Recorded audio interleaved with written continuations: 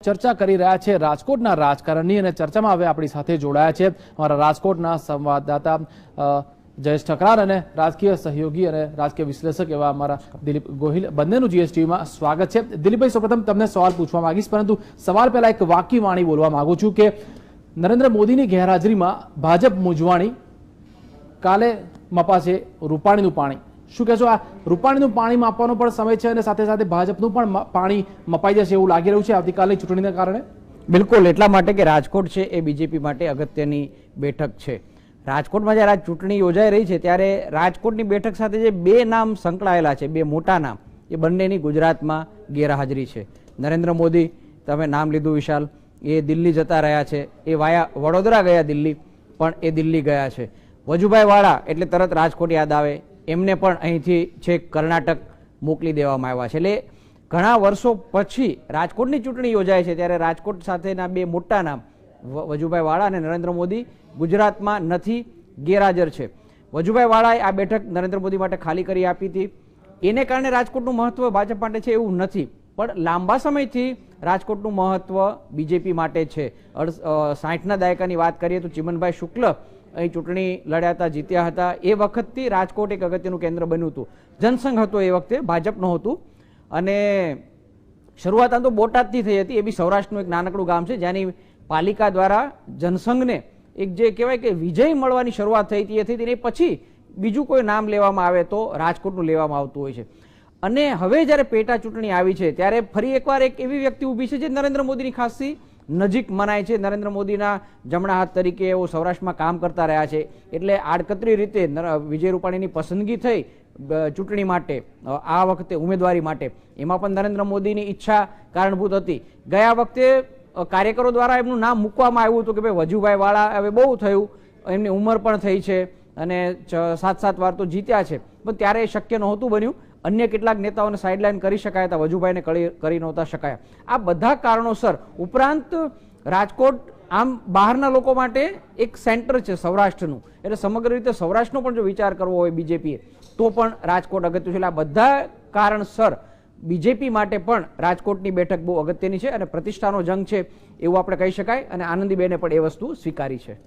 દિલીપભાઈ, તમને પૂછવા માંગીશ, જે રીતે જોવા જાવ તો રાજકોટ સેફ સીટ માનવામાં આવે છે બીજેપી માટે ખાસ। શા માટે રાજકોટ પર બીજેપી સતત જીતતું આવ્યું છે? વજુભાઈ વાળા 7 વખત જીતી ચૂક્યા છે, આટલી જીતની આશા અને વિશ્વાસ હોવા છતાં શા માટે ક્યાંક ને ક્યાંક ભાજપના અને મુખ્યમંત્રી આનંદીબેનના મનમાં હજી પણ ડર છે, કદાચ ક્યાંક ને ક્યાંક સીટ ચૂકી જવાની અથવા સીટ છૂટી જવાની, કે પછી ઓછી સરસાઈથી જીત મળે એવી શક્યતા હોવાની પણ ક્યાંક ને ક્યાંક ડર સતાવી રહ્યો હોય એવું નથી લાગતું, સેફ સીટ હોવા છતાં પણ? બિલકુલ, એના 2-3 કારણ છે। આપણે વજુભાઈ વાળાનો હમણાં થોડી વાર પહેલા ઇતિહાસ જોયો કે 2 વાર એ થોડાક ઓછા માર્જિનથી જીત્યા હતા, મજબૂત હોવા છતાં। બીજું, જ્ઞાતિવાદની ગણતરી આ વખતે થઈ। મજાની વાત એ છે કે વજુભાઈ વાળા છે કોઈ જ્ઞાતિવાદી ગણતરીને કારણે રાજકોટમાં જીત્યા નથી, એ બીજેપીના નેતા તરીકે હંમેશા જીતતા આવ્યા છે। નરેન્દ્ર મોદી પણ ક્યારેક જ્ઞાતિવાદી વ્યક્તિ તરીકે કે જ્ઞાતિના નેતા તરીકે ગુજરાતમાં નથી ઓળખાયા, એણે ઓબીસી માટે યુપી બિહારમાં ટ્રાય કરી, એ જુદી વસ્તુ છે, પણ જ્ઞાતિની ધોરણે રાજકોટની બેઠક બીજેપીએ ક્યારે નથી જીતી। એને કારણે પણ એ બહુ અગત્યનું છે કે બીજેપી જે અલગ પ્રકારનું રાજકારણ કરવા માંગતી હતી કોંગ્રેસ સિવાયનું, એના માટે રાજકોટ એના માટે હંમેશા એક પૃષ્ઠભૂમિ બની હતી કે જ્યાં પોતાનું રાજકારણ કરી શકી હતી અને પોતાની વિચારધારા, પોતાના મુદ્દા અને કોંગ્રેસ વિરોધ અને એક નવી રાજનીતિ દેશમાં હોવી જોઈએ એ મુદ્દા સાથે રાજકોટ જીતતું હતું। પરંતુ લોકસભા આ વખતની ગયા વખતની લોકસભાને આપણે યાદ કરીએ, એ વખતે છેલ્લી ઘડીએ ટિકિટની વેચણીમાં ગડબડ થઈ હતી, કિરણ પટેલને રાતોરાત ટિકિટ આપવામાં આવી હતી, એ વખતે પછી જ્યારે જ્ઞાતિવાદી ગણતરી ચાલી ત્યારે એ લોકસભાની બેઠક જે બીજેપી માટે મજબૂત ગણાતી એ પણ ગુમાવવાનો વારો આવ્યો હતો। એને કારણે આ વખતે જ્યારે વજુભાઈ વાળા નથી અને એની જગ્યાએ વજુભાઈ વાળાએ જ્યારે ખાલી કરી છે ત્યારે એ બેઠક કોને આપવી, એને કારણે જે બધી રજૂઆતો થઈ એમાં ફરી એકવાર જ્ઞાતિવાદની વાત આવી ગઈ હતી। એને કારણે જે આ એક બેઠક કમસે કમ જ્યાં બીજેપી માટે ક્યારેક જ્ઞાતિવાદની ગણતરી નહોતી થતી, આ વખતે ખાસ એની ચર્ચા થઈ અને પટેલો દ્વારા એમ કહેવામાં આવ્યું કે આ બેઠક વર્ષોથી અમારી પાસે નથી તો અમને આપવી જોઈએ। એને લાગે છે એ જે આખો નવો મુદ્દો ઉભો થયો છે એ બીજેપી માટે પણ નવો છે, એને કારણે મને લાગે છે થોડીક ચિંતા થઈ છે। બીજું, રૂપાણી સામે થોડા આંતરિક વિરોધ પણ છે। તાળા મારવાની જ્યારે ઘટના બની હતી લોકસભાની ચૂંટણી વખતે બીજેપીના, એ વખતે બહુ ખરાબ લાગ્યું હતું। બીજેપી જેવી એક પાર્ટી જ્યારે દેશભરમાં સુશાસનની અને કંઈક સારા વહીવટની વાત કરતી હોય ત્યારે પોતાનો આંતરિક વહીવટ એ રાજકોટ જેવા સિટીમાં બહુ ખરાબ દેખાયું હતું।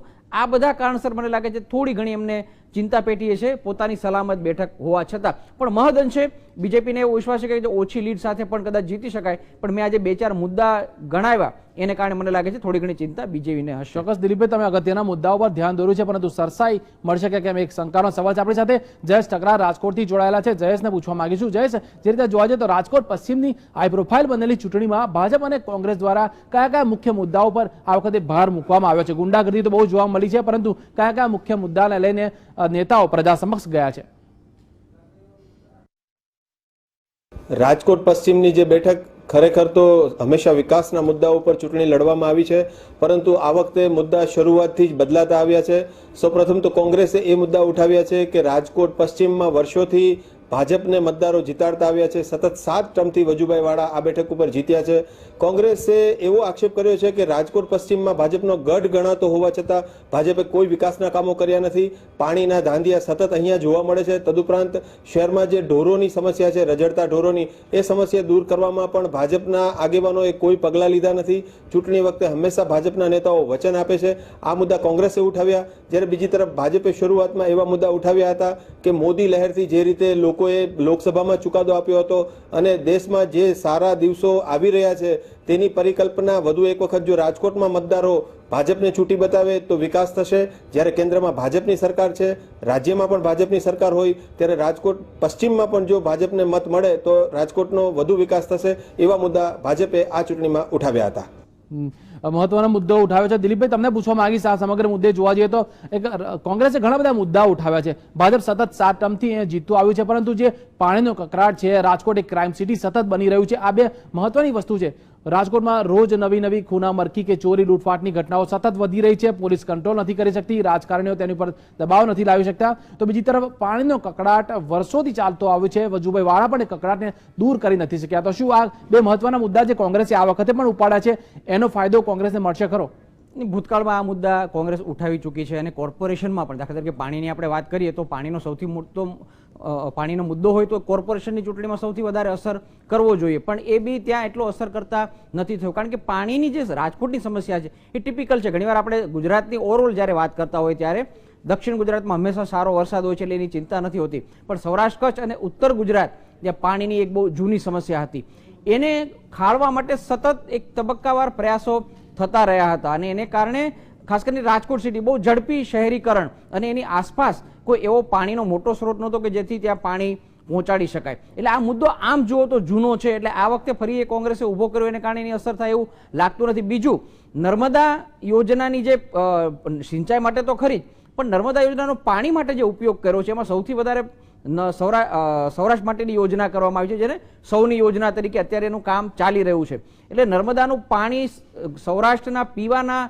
પાણીના ઉકેલ તરીકે જે બીજેપીએ રજૂ કર્યું છે એનો આ ચૂંટણીમાં હજી ઓછો, આવતી ચૂંટણીમાં વધારે ફાયદો લેવાનો છે. એટલે ભાજપ પ્રયાસ કરી રહ્યો છે, કારણ કે આજે પાણીની સમસ્યા છે સૌરાષ્ટ્રની અને રાજકોટની એ બહુ જૂની છે અને અનેક વાર પ્રયત્નો છતાં કોંગ્રેસ હોય કે બીજેપી હોય એનો ઉકેલ નથી આવ્યો.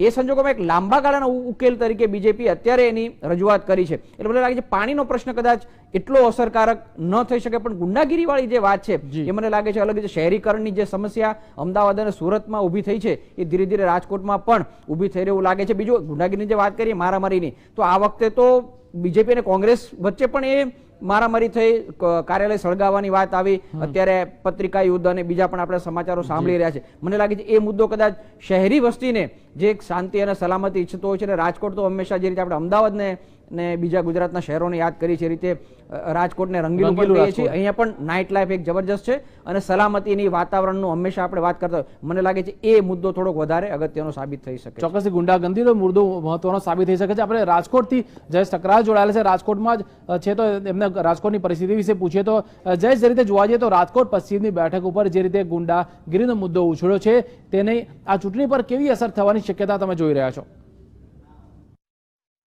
રાજકોટ પશ્ચિમની ચૂંટણી પ્રચારના અંતિમ તબક્કે એક નવો જ વળાંક આ પ્રચારના તબક્કામાં જોવા મળ્યો, જેમાં અચાનક જ શરૂઆતમાં જે રીતે વિકાસની વાતો થઈ, બાદમાં જ્ઞાતિવાદનો મુદ્દો આવ્યો અને છેલ્લે ગુંડાગીરીનો મુદ્દો છવાઈ ગયો.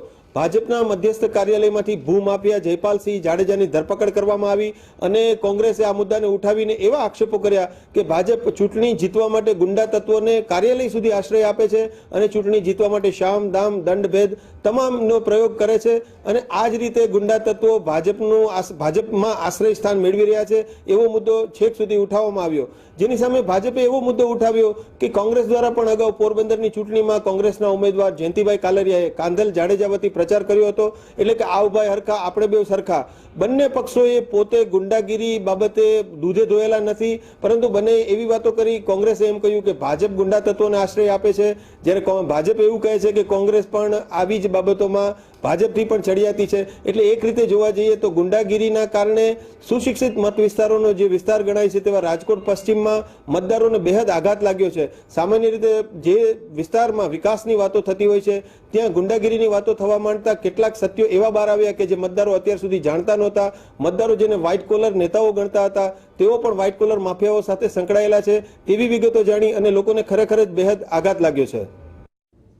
ચોક્કસથી મતદારોને આઘાત લાગ્યો છે અને એના પરિણામ પણ પરિણામના દિવસે જોવા મળશે. સમગ્ર ચર્ચામાં જોડાવા બદલ દિલીપભાઈ આપનો અને જયેશ ઠકરાલ આપનો ખૂબ ખૂબ આભાર.